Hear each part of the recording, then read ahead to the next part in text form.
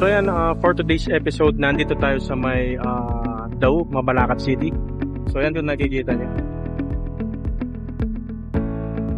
So may check tayong unit sa may Dao home site dito sa may Dao, Mabalacat.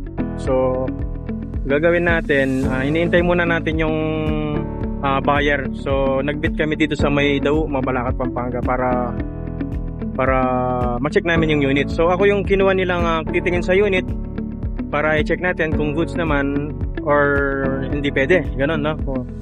So hintayin nyo na lang, pagdating ni client, i-video ko na lang sila. So yun, let's go.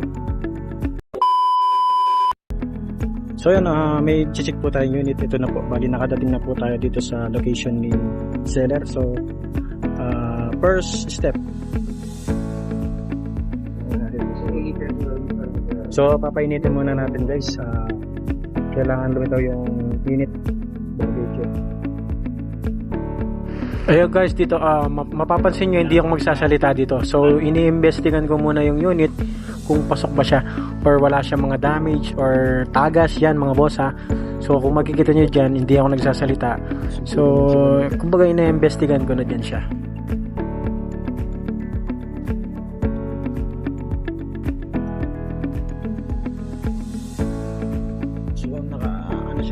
Check na muna natin sa baba. So dito makikita natin kung galing sa flooding yung sasakyan. Pag nakita natin na may nalulusaw dyan or may mga kalawang, so 0.5 natin. So yan, naka-map siya guys. So naka P37 Bok Racing. So as far naman, okay naman siya sa labas ha. So may mga fade na lang talaga.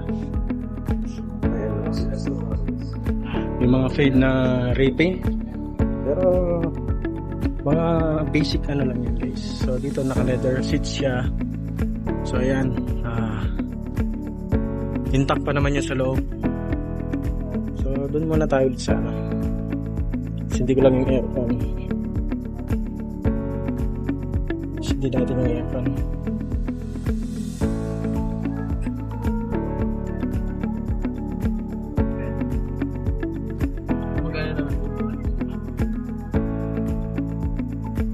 Painitin ko lang muna kasi bago ko check-in ko para makita natin. Sir, saan to sir? Ano yan? Humidifier. Humidifier. Humidifier daw. So yan dun sa odometer na normal na yung ganito, mga 150,000 na odometer. At least hindi siya naka-tampered. So dito tayo guys, naka-aircon. So basically, check na natin yun.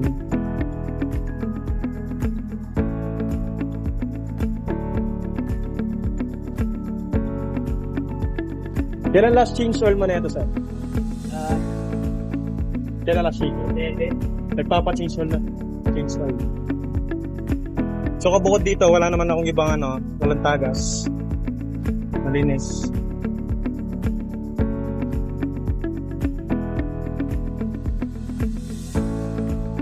Malamig yung aircon kasi malakas yung ano niya, kaya may dumangan. Malakas yung aircon niya sa malamig. Yung fan na ano niya. Oo, sa bagay. Nagmamatic naman yan. Pag nagmatic yan, ibig sabihin na palamig niya na yung sa loob. Tapos, bukod naman sa nakita ko, fade na lang yung mga ibang kulay. So yan, kung hindi ka na mamarti sa pintura, so pag ganyan talaga yung kulay nito. 2001 model, automatic na yung ganyan. Yung nasa may water talaga yun. Mga beds lang talaga. Buti nga umaandar pa yun hindi nakarekta eh. Kung nakarekta yan, asahan mo. Naka-automatic yung pan niya. Ibig sabihin, umaandar pa yung ano niya. Di pa na Kasi yung iba dyan, nakarekta yan, hindi na namamatay yung pan yan. Ibig sabihin nun, may tendency na nag-overheat na yung sasakyan. Kailan yung last pinagawa yung cargo niya, boss? Lamig oh. Tignan mo yung aircon niya, lamig oh. Okay. Naka-muffler kaya ang ganda ng tunog. Yan dito sa sa nabukod naman, wala siyang gas. Yun lang na so, tapos leather. Yun. Dito, bawi ka dito sa sa Mags, no? Kasi kakabili lang din ng tropa ko niyan, nasa 23 kasama na gulong. So dito naman, wala naman iba kung di lang paid, no, boss? Ito lang. Paid lang talaga yung pintura. Sa labas na kabilang dyan? Oo. Lang. So yun, bukod dun, tapos goods naman, tapos na lang. Kung sana maano natin, test drive, sir. Oo. Kasi okay naman kumbaga paid lang. Tapos tinanong ko si sir, okay lang naman daw kasi normal na to sa basta hindi lang sa makina naman yung may issue natin dito.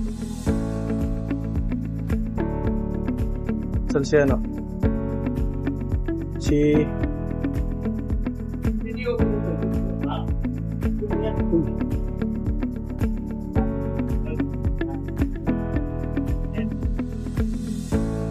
ito yung circulation, sabi ni Boy si Garage, circulation. Yan yung tamang circulation.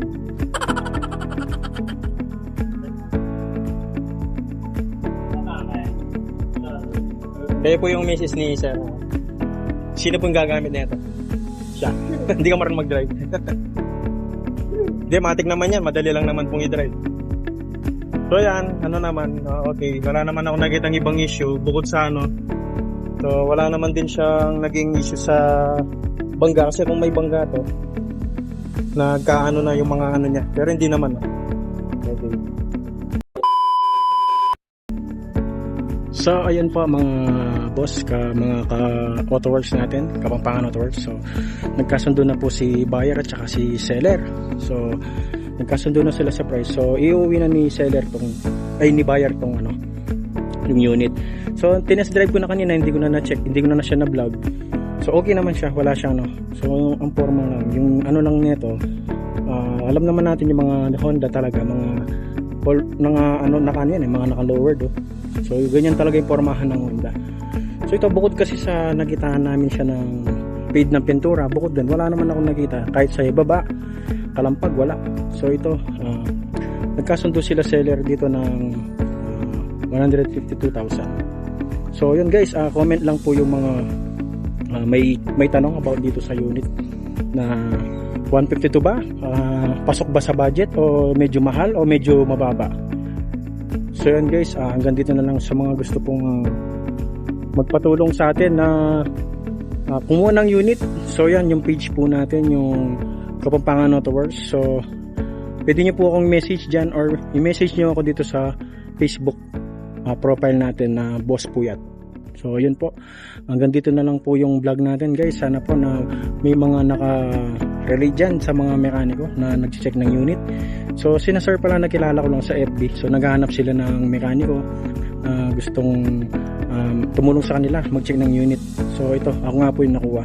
So legit po and trusted sa mga sasakyan ibibigay po natin yan ng murang halaga. So hanggang doon na lang po mga boss. Maraming salamat po.